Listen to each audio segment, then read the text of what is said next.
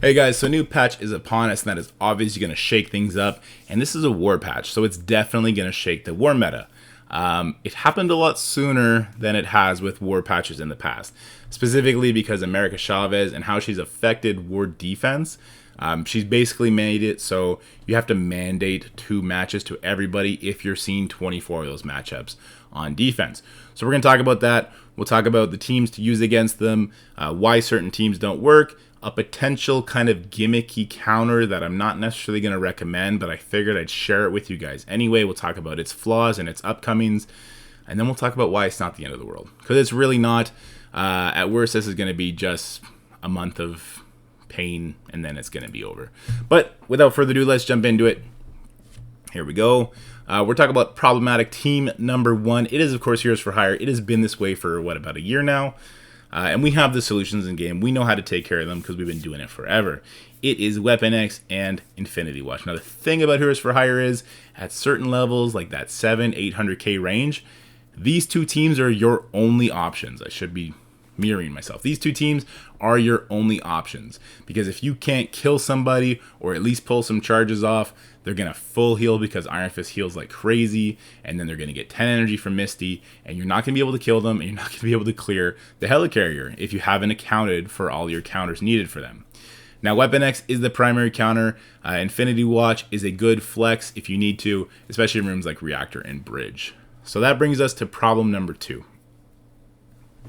And it's a big problem, guys. The Eternals plus Chavez, and that obviously leads 2 other spots for some tricky comps. Now, again, our counters are Weapon X and Infinity Watch, but as we just said earlier, we really need to use these guys against Heroes for Hire. Otherwise, we're not going to clear the Helicarrier. Now, the Eternal Chavez comp isn't as dire because you can 2-tap it or maybe 3-tap it, because it's still going to be yucky. Depending on how you leave it. Like if you go back in and Icarus just goes ahead and specials you and you have Hanger up, oh, those deflects are going to get you killed. So it's definitely not set in stone. So I think these 2 teams are still going to be the teams you want to do to avoid any ickiness, avoid like unnecessary lost attacks, because that's war currency you're shooting down the drain, which is not fun. So let's quickly talk about why the Speed Eternals comp will not work. And before we do this, I want to give a shout out to Pengu, and I know I'm going to say this wrong, so please forgive me. Yolong? Let me know in the comments how to actually say your name. I want to give you the respect you deserve for sure. But they helped me break down how speed works in this game, which is something I had a fundamental misunderstanding for. Kind of a recurring theme this week, so I'm glad that they were able to fix it for me. So, I want you to think about speed bar as an endpoint of 1,000. The reason it's an endpoint of 1,000 is because our characters have speeds in the hundreds. It makes it a little bit easier to avoid too many decimal points. So our Icarus is going to start with 250 out of that 1,000 because America Chavez gives him 25% speed bar to adjacent allies. Next, we got to look at Icarus's speed, which is 126. However, our Emma is going to give a negative multiple of that, right? So she's going to sap 10% of his speed away, which is where that times 0.9 comes into.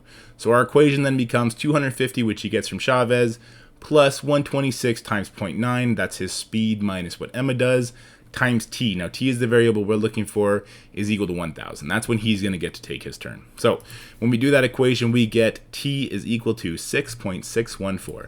So it's going to take 6.614 ticks for him to get his turn. Now, what you should think of as tick for is the in-between turns where it's nobody's turn yet. Nobody has passed that 1,000 threshold yet. Whoever passes that 1,000 threshold first is going to get to go first. So now let's look at our Cersei speed. Our Cersei is going to start with 150. She gets 10% from the Loki, and she gets 5% from the Cable. So that's 15, that's 150. Next, her speed is 125. She does not. I'm not giving the enemy team an Emma or a Loki. With Chavez, they don't actually need it. The enemy Icarus and even the enemy Cersei will always go before the Eternal full speed comp, which is kind of crazy.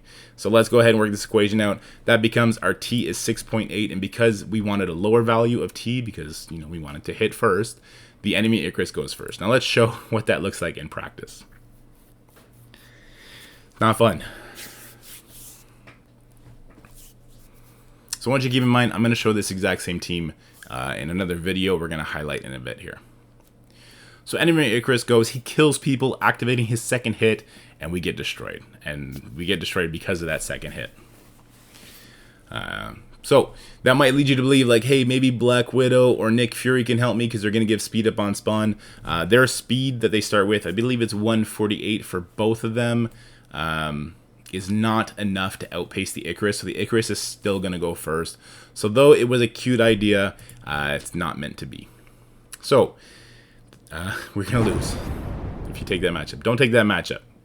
So how do we regain the control? We have problematic teams like Surfer Mercs and New Warrior Mercs and New Warrior Surfer, and of course Dormammu teams, especially when we're in the race and we're fighting for security. So we need a solution for this.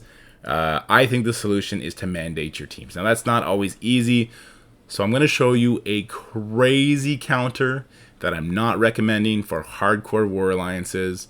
But if you're in a lower bracket and you're not seeing the most ginormous Eternals, I think you're going to like what I'm about to show you. Let's go ahead and jump into it. This is the same Eternal team I just showed you beating up my speed Eternal team. This is a 6 red star, 6 yellow star Icarus, and I don't know how big the Cersei is. We'll see here in a second. But as you see, the Icarus doesn't kill anybody off the bat, and so he drops my Icarus super low, but my Icarus rebounces. So does my Cersei. If he were to knock my Doom into yellow, my Doom's actually going to go before the Cersei, and this matchup is over. It's an easy win. You do your Doom ultimate, you do your Icarus' 3 turns, and it's done. As long as you don't lose an Eternal or Doom along the way. So America Chavez is going to go ahead and hit Doom. That pushes Doom, and then here we go. So as you see, that is a 6 red, 6 yellow Icarus in war practice mode, 175k. He gone. That is that's a 5 red, 5 yellow Cersei, but also she's gone. So this 3-piece team works because it doesn't feed Icarus that reset on his ultimate. I'm going to show you a 400k punch up. This is with a much more difficult 4th and 5th, a Black Bolt and a Yo-Yo. Now Black Bolt and Yo-Yo hard counter Doom in the sense that Yo-Yo is giving him offense down. Black Bolt stops him from getting his buffs. Again, this Icarus now is a different Icarus. This is a 7 red, 7 yellow Icarus, gear tier 16, almost 225k. That Cersei is a 6 red star, 7 yellow star, also gear tier 16. So as you see, they push, it gets really crazy. Doom almost dies to Black Bolt. America Chavez hits like a truck, and Black Bolt almost kills her too. Now, if America Chavez put the defense down, which I think must have been resisted, I would have lost, because my Icarus wouldn't have done his Icarus stuff. If Doom would have died, I would have lost. Now, this is a stupid punch-up, and you should definitely never do this. And you always, guys, I can't stress this enough, you have to remember how war bonuses are going to affect people's damages. This 223k Icarus with barracks and cargo bay probably would have killed me outright. So you definitely don't want to take this. But say it was like a Icarus 50k further down in power, like around 170k with war bonuses, this 3-piece team would absolutely work. So we survived their onslaught. We're going to flip a bunch of things here, and then we're going to kill them. But as you see, the Yo-Yo and Black Bolt are still causing havoc. I don't get the offense up on the Doom ult. And then Icarus is going to come and finish it off. He actually resisted the offense down there, which is nice. He's got defense up, so he's pretty resistant. Now, I'm not going to tell you what 4th and 5th make this exactly never work, because we're going to be using that counter against our future enemies. However, there are 4th and 5ths that'll make this never work. I'm sure you guys can figure it out because I know you guys are super smart, but just be careful if you're going to try this. This is better than taking a 4th or 5th. If the 4th and 5th are going to die to that Icarus first hit, they're doing you more harm than good. So what's a more realistic approach? Well, a more realistic approach is, as an alliance, decide what you want to do. You're going to see in the next couple slides or videos, whatever you want to call it, this isn't a permanent problem. It's going to fix itself by the end of this patch. But in the meantime, decide what you want to do.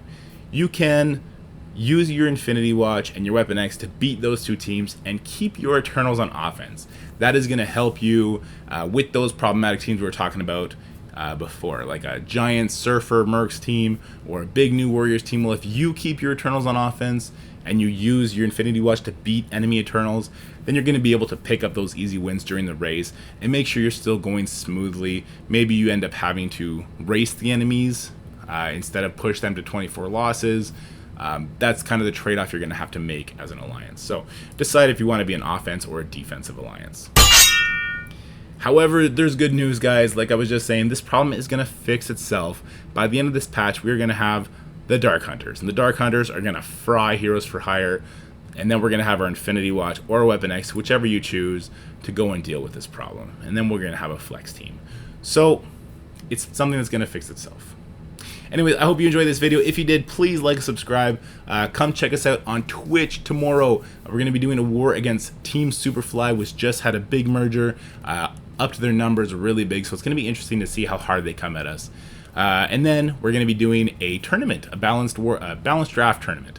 So if you want to come, you want to participate, I think we're going to have some people dropping out. So I'm going to have some slots. I'll pull anybody in from Twitch who wants to come, who can screen share. It's not going to cost anything. And if you win, you're going to get 20 bucks, either Google Play, Apple gift card, or PayPal. So come check us out. In the meantime, stay happy, healthy, have fun. Have a good Friday. Enjoy the end of your week and enjoy the beginning of your weekend. I can't wait to see you guys later. Bye.